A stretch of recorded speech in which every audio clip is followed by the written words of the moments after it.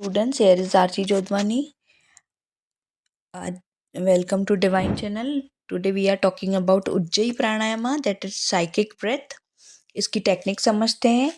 मैंने आपसे पहले भी कहा है कि प्राणायाम जब हम स्टार्ट करते हैं तो 5 पॉइंट्स कॉमन है।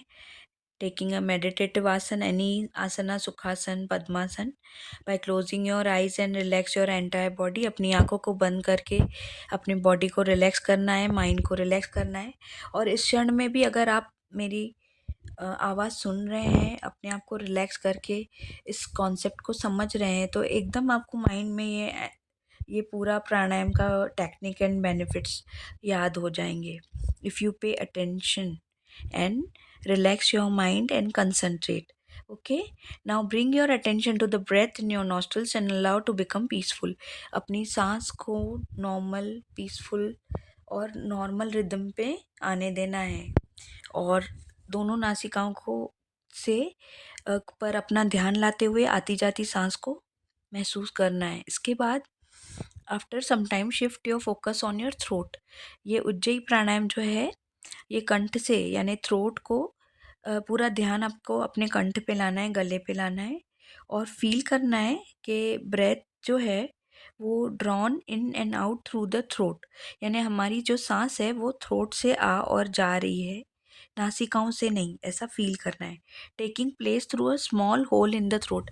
आप देखेंगे हमारे कंठ पे ऐसे होल जैसा है, दो बोन्स के ग्लोटिस जहाँ होती हैं, या आप ऐसे उंगली रख के भी आप वो स्मॉल होल को थ्रोट पे महसूस कर सकते हैं। As a breathing become slower and deeper, gently contract the glottis so that soft snoring sound utters.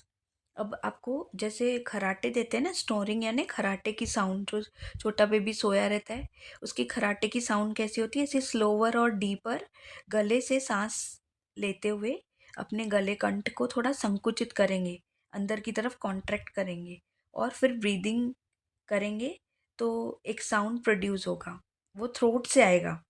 Okay, कंठ से आएगा। If done correctly a spontaneous correct contraction of the abdomen will occur without any effort on the part of practitioner। जब आप ये उज्जयी प्राणायाम को practice करेंगे, जब आपका कंठ कॉन्ट्रैक्ट करके और साउंड आउट होगा तो आपका एब्डोमेन यानी आपका पेट खुद ही संकुचित होगा विदाउट एनी एफर्ट। उसके बाद आपको long and deep controlled inhalation and expiration are recommended. जब आप कंठ को सिकुड़ते हैं फिर सांस के साथ ऐसे थ्रोट में से थोड़ी सी आवाज़ निकालनी है। मैं करके बताती हूँ, थोड़ी आवाज़ इस टाइप की आवाज़ आएगी, तो इस साउंड को क्रिएट करना है कंठ से और इसको कैपेसिटी के अकॉर्डिंग ही करना है in the guidance of teacher.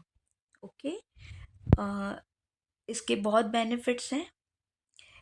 जब आप ये प्रैक्टिस करेंगे तो आपको अपने ही श्वास की आवाज़ सुनाई देगी जो कंठ से निकलेगी।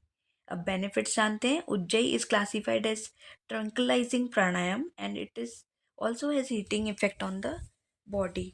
ये ट्रंकलाइजिंग प्राणायाम है जो बॉडी में हीट को बढ़ाता है। ओके, और बहुत ही अपने से आप जुड़ जाते हो, इसलिए ट्रंकलाइजिंग वर्ड दिया गया है यहाँ कि you are connected with self in this pranayama. This practice soothes the nervous system and calms the mind. हमारे पूरे नर्वस सिस्टम को ये रिलैक्स करता है और माइंड को भी शांत करता है, हमारे मन को भी शांत करता है। और relaxing effect on a psychic level, यानी आपके स्ट्रेस लेवल को भी ये रिड्यूस करता है। साइकिक लेवल पे भी बहुत रिलैक्सिंग इफेक्ट है। जिनको नींद नहीं आती है, इंसोम्निया की प्रॉब्लम है, तो शवासन करने से पहले इस प्राणायाम को प्रैक्टिस करें। ये हार्ट रेट को भी स्लो डाउन करता है, यानी आप हाई बीपी है तो उनको करना चाहिए। ये थायराइड को भी रिड्यूस करता है। बहुत अच्छा प्राणायाम है। अब इसके कॉन्ट्रडिक्शन जानते हैं। People who are too introvert by nature should not perform this practice. जो बहुत ज़्यादा इंट्रोवर्ट हैं, कम्युनिकेट नहीं करना जानते हैं, बाहर की दुनिया में उनको इंटरेक्शन करने में दिक्कत होती है, इन ऐसे लोगों को ये प्राणायाम प्रैक्टिस नहीं करना चाहिए। Inquiry regarding this you can ask. Okay.